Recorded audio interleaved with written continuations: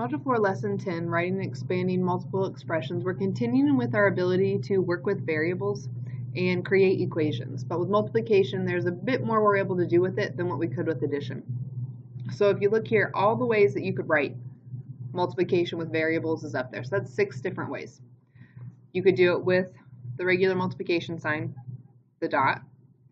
Variables only. If you only have variables, you can put them right next to each other. That means multiplication, but you have to remember, you can only use it if both are variables. It does not work with 2 numbers. So if there are 2 numbers, you have to do some of these other ways. You also could put both numbers in parentheses next to each other. You could do a number and a variable like that, or you could do a number and a variable with parentheses. Now, some vocabulary you'll want to know. Term is part of an expression that can be added or subtracted. So you have 7g plus 8h plus 13. Our terms are 7g, 8h, and 3. So basically, if you took out the operations, those are your terms. A coefficient is a constant factor in a variable term. So this is a variable term, and the coefficient is the 4. So if we go up here, the coefficient for this would be 7. For this one, it'd be 8. So you have to have a variable in it, and then the coefficient is the number that goes with the variable.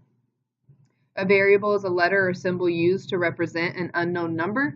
So some people, you can put symbols in there. So it's not in math, but in a playful way, you could do that way. But usually you pick any letter, doesn't matter what the letter is unless they give it to you, and you can use that for the variable. Now, what we're going to be working on is expanding or simplifying multiplication problems. And so here are some ways that you can do that. So the best way to write things is if you write them the smallest number of terms possible. So you want to have it wants to be the shortest thing. So right here, if they give you 6 times b, it's better to write it as 6b.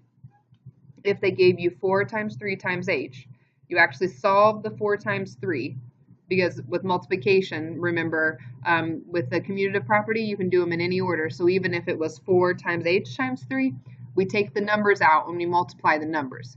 And so 4 times 3 gives us that 12, and so it's better to write it as 12h.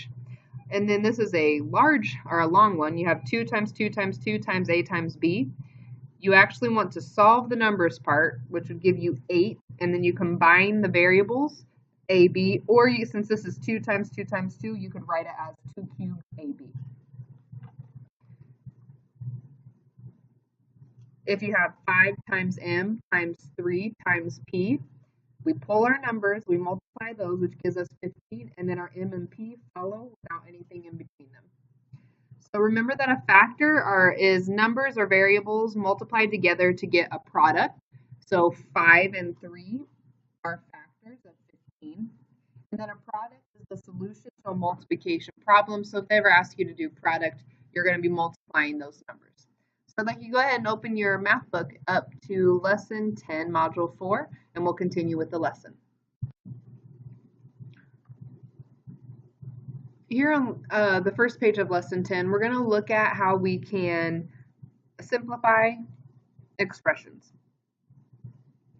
So we have 6 times b, which you can write as 6b.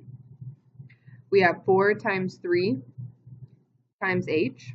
We take our numbers, we bring them together, we solve them, and that's 12, and our variable can go right next to it. We have 2 times 2 times 2 times a times b. So 2 times 2 is 4 times 2 times a times b. Take 4 times 2, you get 8 times a times b, and we can write that as 8ab. Also, you can take this, and that's actually 2 cubed ab. Both of those are the same. Then we have a 5 times m times 3 times p. Take your numbers, solve those, that gives you 15, and then take your variables and put them next to it. And lastly, we have a 1 times g times w. Well, anything times 1, this is the multiplicative identity of 1. You have, it just results in the originals, which are gw. So this here represents the multiplicative identity of 1. Anything times 1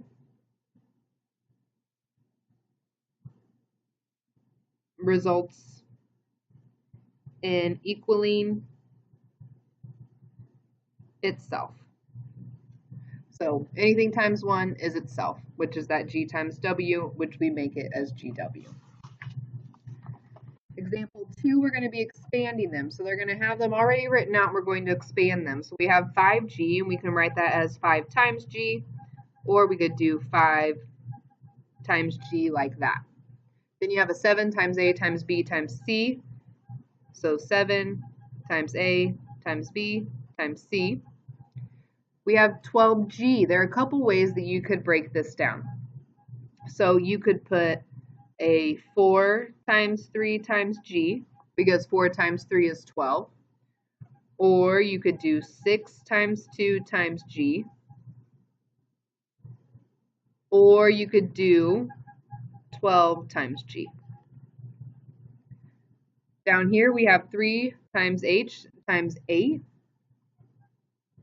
And this would be a 3 times H times 8, like that. And then you have 7G times 9H, and that means we're just going to separate these two. And if you wanted to expand it even more, you could expand the 9 to a 3 times H. So both of these would work. And your final examples. You have find the product of 4F and 7G. So product is multiplication.